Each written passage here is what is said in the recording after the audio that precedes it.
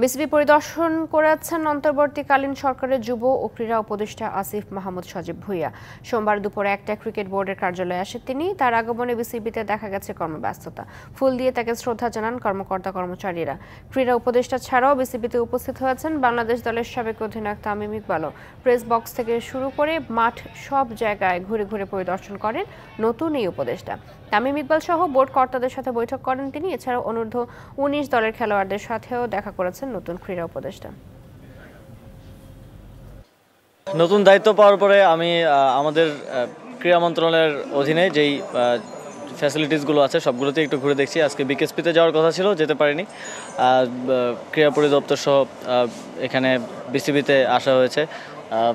অবকাঠামোগত যেই অবস্থা আছে সেটা দেখতে চেয়েছিলাম, সেটা দেখলাম ঘুরে ঘুরে সব জায়গায়।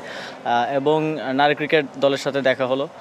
তারা সামনে উইমেন টি-20 ওয়ার্ল্ড কাপ খেলতে যাচ্ছে এবং যেই ব্যাপারগুলো এখানে উন্নয়নের প্রয়োজন আছে সে ব্যাপারে একটু নোট নিলাম। আশা করি সামনে এগুলো আমরা ঠিক করে দিতে পারবো।